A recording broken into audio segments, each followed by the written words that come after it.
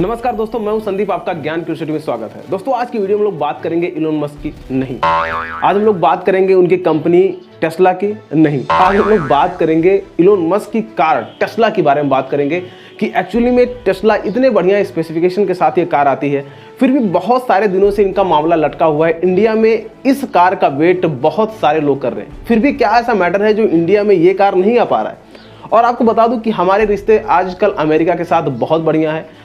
Elon Musk की ये Tesla car American है, इलोन मस्क भी अमेरिकन है, फिर भी एक्चुअली में ये कार इंडिया में क्यों नहीं आ रही है। तो आपके मन में अगर इसको लेके कोई क्यूरियोसिटी है तो उसको आज मैं शांत करने वाला हूँ, वीडियो को लास्ट तक जरूर देखिएगा। दोस्तों सबसे पहले बात करते हैं इलोन मस्क के कार टेस्ला के बारे में, इसके कुछ हिस्ट्री के बारे में जान लेते हैं। एक्चुअली में आप में से बहुत सारे लोग ये जानते हैं कि टेस्ला कार के जो फाउंडर हैं वो इलोन मस्क हैं, तो आप बिल्कुल गलत हैं। एक्चुअली 2003 में अमेरिका के दो इंजीनियर मार्टिन इबहर्ड और मार्क ट्रापिंग ने एक सोच रखी कि वो एक टेक्नोलॉजी से भरपूर फुल्ली लोडेड एक कार बनाएंगे जो एक बेहतर कार होगी, जो फॉसिल फ्यूल पे नहीं चलेगा, यानी कि पेट्रोल डीजल पे नहीं चलेगा, वो ग्रीन एनर्जी पे चलेगा, यानी कि वो इलेक्ट्रिक व्हीकल बनाएंगे जो कि एक बेहतर सुविधा प्रोवाइड करेगा लोगों को। लेकिन फिर 2006 में एंट्री होती है इलोन मस्क की, और फिर ये इन दोनों इंजीनियरों का जो विजन होता है उसको आगे बढ़ाते हैं, और फिर काफ़ी मेहनत के बाद, काफ़ी पैसा खर्च करने के बाद ये बनाते हैं टेस्ला कार, जो कि फुल्ली लोडेड है, बहुत बढ़िया स्पेसिफिकेशन के साथ आती है। खैर इसके बारे में हम लोग बाद में बात करेंगे। तो सबसे पहले बात कर लेते हैं इलोन मस्क के इस टेस्ला कार के कुछ स्पेसिफिकेशन की। तो आपको बता दूं कि इलोन मस्क ने इसके 3 वेरिएंट बनाए हैं, Tesla model S, Tesla model x और टेस्ला मॉडल 3। और इलोन मस्क अपने टेस्ला मॉडल 3 को ही इंडिया में लाना चाहते हैं। अब दोस्तों बात करते हैं इन कारों के कुछ और स्पेसिफिकेशन की, फीचर्स की। तो आपको बता दूं कि इलोन मस्क की इस कार ने दुनिया में बहुत सारे वर्ल्ड रिकॉर्ड बनाए हैं। अगर बात करते हैं इस कार के रफ्तार की, तो ये कार 0 से 60 किलोमीटर पर आवर की स्पीड सिर्फ और सिर्फ 1.9 सेकंड में तय की है। अगर बात करते हैं 0 से 100 किलोमीटर तक की स्पीड, तो सिर्फ और सिर्फ 4.2 सेकंड में ये कार इतनी स्पीड तक गई है। और इस कार की top speed 250 kilometre per hour की है। अगर बात करते हैं सेफ्टी मायने में, तो ये कार दुनिया की अब तक की सबसे बेस्ट सेफेस्ट कार में मानी जाती है। इसे अमेरिका की national highway traffic safety administration NHTSA ने टेस्ट किया है, और अपने टेस्ट में पाया है कि ये कार दुनिया की अब तक की सबसे सेफेस्ट कार बन गई है। और दोस्तों अगर बात करते हैं इसके कुछ और खूबियों की, तो इस कार में ऑटो पायलट मोड है, यानी कि इस कार में आप बैठिए, ऑटो पायलट मोड को सिलेक्ट करिए, अपने नेविगेशन को सेट कर दिए, जहां पे आपको जाना है ये कार अपने आप आपको वहां पर लेके जाएगी। यानी कि इतने सारे खूबियों से भरपूर है कार, फुल्ली टेक्नोलॉजी से लोडेड है। अब आप ये सोच रहे होंगे कि इतना बेहतर कार है, फिर क्यों इंडिया में ये लॉन्च नहीं हो पा रहा है। तो आप सब्र रखिए, वीडियो को देखते रहिए, मैं एक एक करके आपके सारे रीजंस जो भी आपकी क्यूरियोसिटी है वो शांत कर दूंगा। तो इसका जो पहला कारण है वो है इंपोर्ट ड्यूटी टैक्स। एक्चुअली इस कार पर एक heavy import duty tax Indian government लगा रही है। आपको बता दूं कि इलोन मस्क अपने मॉडल 3 को इंडिया में लाना चाहते हैं, और इसकी प्राइस अगर हम अमेरिका में बात करते हैं इंडियन करेंसी में, तो करीब 30 लाख रुपए होता है। और इंडिया में अगर बनी बनाई कार 30 लाख के ऊपर की प्राइस की कोई कार आती है, तो उस पर Indian government 100% import duty tax लगाती है। और ये कार अगर इंडिया में आती है तो उस पर 100% इंपोर्ट ड्यूटी टैक्स लगाने के बाद इसकी प्राइस सीधे बढ़कर डबल हो जाएगी, यानी कि 60 लाख रुपए हो जाएगी। और 60 लाख रुपए में ये जो कार है अपने प्राइस पॉइंट से ओवर प्राइस हो जाएगा, और इतने महंगे में शायद ही इंडिया में कोई भी इस कार को खरीदना चाहे। तो अब आप यहाँ पर इंडियन गवर्नमेंट को विलन समझ रहे होंगे, आप ये कह रहे होंगे कि इंडियन गवर्नमेंट को क्या जरूरत है इतने बेहतरीन कार को इतना हैवी इंपोर्ट ड्यूटी टैक्स लगाने के लिए। तो यहाँ पे आपको बता दूं कि अगर आप ऐसा सोच रहे हैं तो बिल्कुल ही आप गलत सोच रहे हैं। यहाँ पे आपकी सोच थोड़ी सी गलत हो जाती है। क्यों, मैं आपको समझाता हूँ।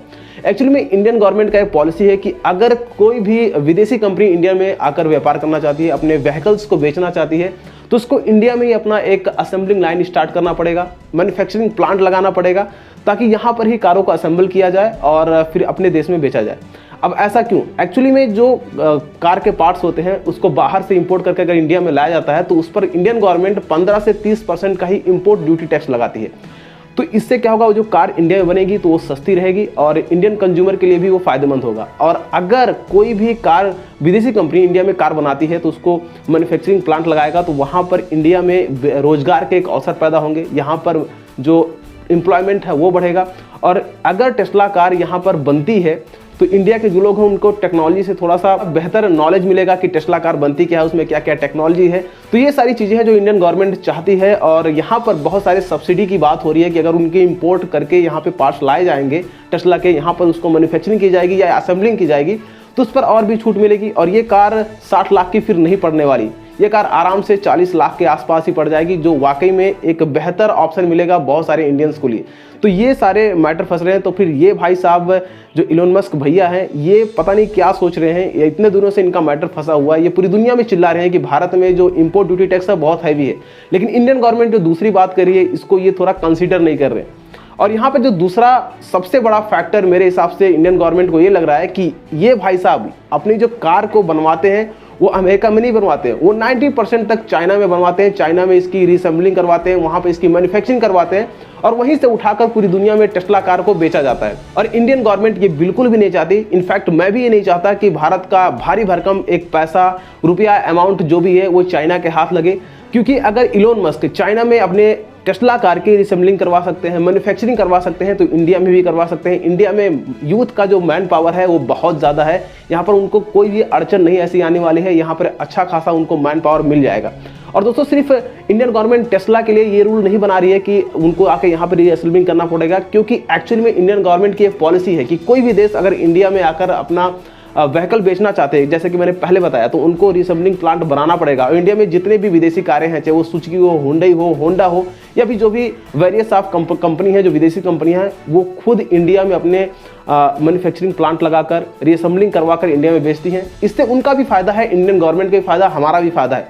इससे क्या होता है कि जो कार कंपनी है उनको सस्ते में इंपोर्ट ड्यूटी टैक्स पड़ता है, बाहर से वो अपने सामान को लाते हैं, अपने पार्ट्स को लाते हैं, इंडिया में रिसेंबल करवाते हैं, मैन्युफैक्चरिंग करवाते हैं और इंडिया में रोजगार पैदा होता है और वो अपने सस्ते कार को इंडिया में बेच देती हैं और एक अफोर्डेबल प्राइस में कंज्यूमर के हाथ में उनके कार पहुंच जाते हैं।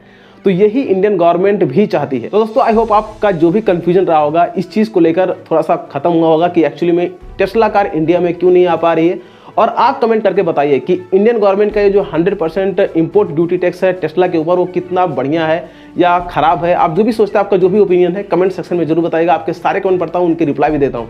और अगर आपको वीडियो पसंद आया हो तो प्लीज़ लाइक कीजिए, अपने दोस्तों के साथ इसे जितना हो सके शेयर करिए। और इस चैनल पर आप नए हैं तो प्लीज़ चैनल को सब्सक्राइब करिए, बेल आइकन को हिट करिए ताकि हमारी वीडियो के सारे नोटिफिकेशन आपको मिलते रहे, क्योंकि मैं इसी तरीके के वीडियो आप लोग के लिए लाता रहता हूँ। तो फिर मिलते हैं नेक्स्ट वीडियो में, तब तक के लिए टेक केयर, बाय बाय।